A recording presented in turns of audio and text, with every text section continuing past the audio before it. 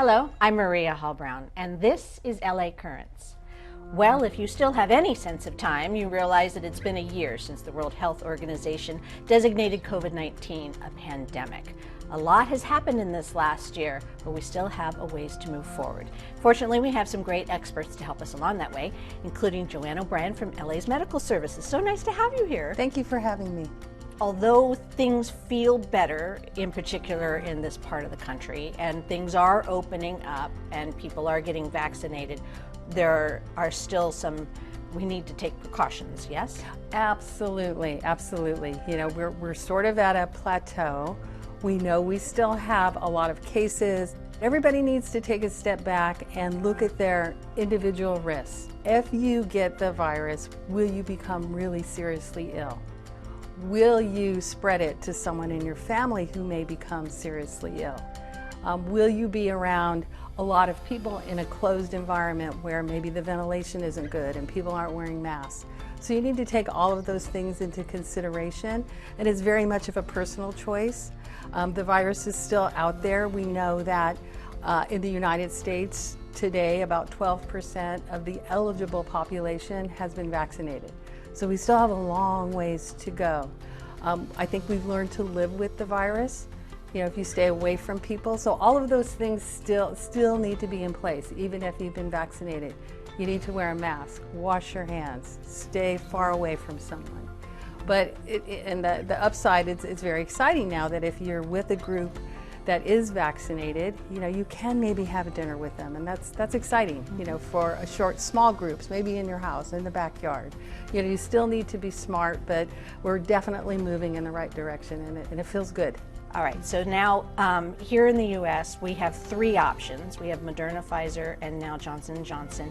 Does it matter which one, and are there major differences in the vaccines and how they react in your body? What I would say is if you have the opportunity to get a vaccine, get it. Mm-hmm. Doesn't matter which one.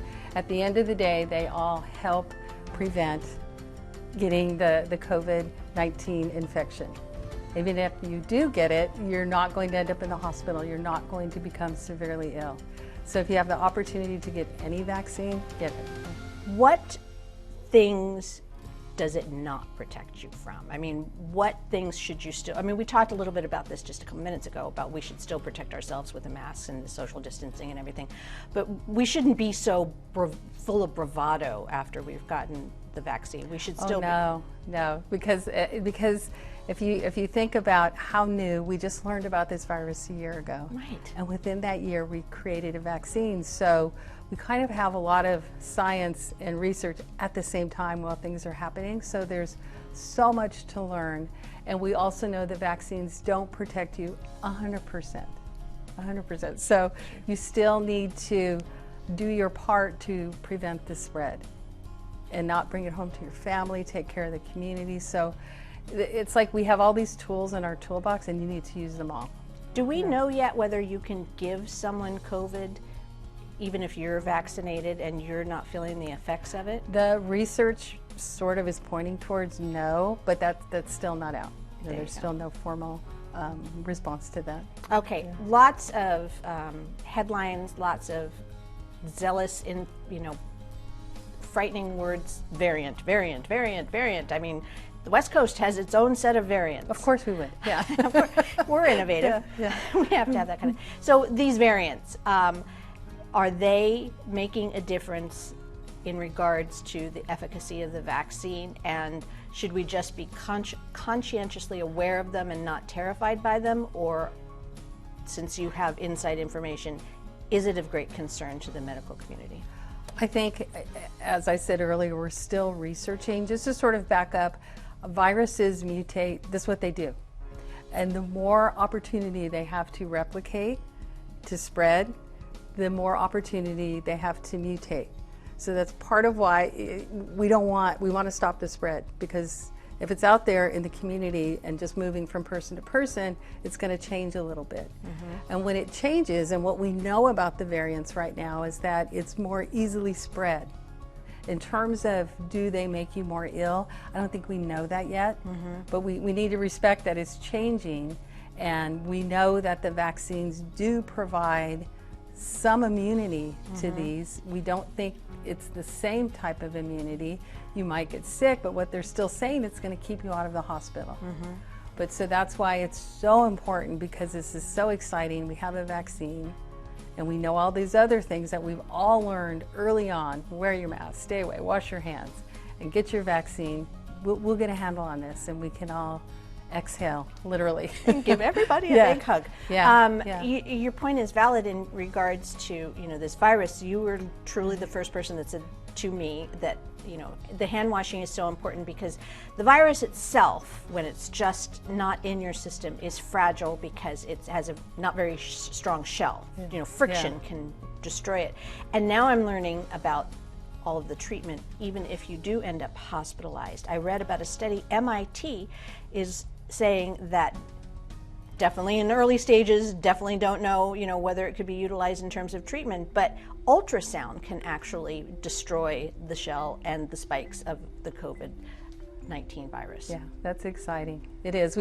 In terms of the vaccine, we're also learning to treat people and try things like put, when a person's having difficulty breathing, something that was like unheard of, to put them on their stomach. You know, we wouldn't have ever thought of that before. Who knew? But it absolutely works. We have antivirals. We have the monoclonal antibodies now, because so many people have had it, you know, and so donate. That's, you know, if you've had that, that helps. It helps. It definitely turns it around. Okay. Let's go back to vaccines for a moment.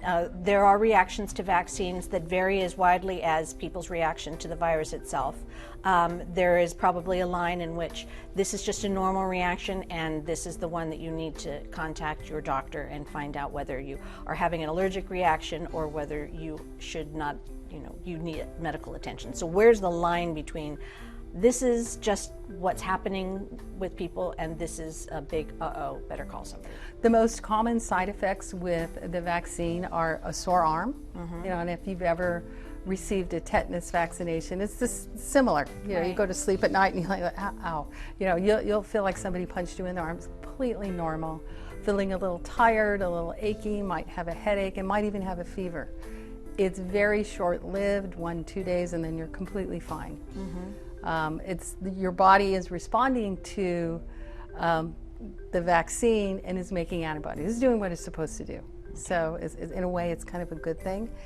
If you have shortness of breath, can't swallow, you know, that's sort of like a very bad allergic reaction, anaphylactic. You know, if you happen to be at home and that happens, just call 911.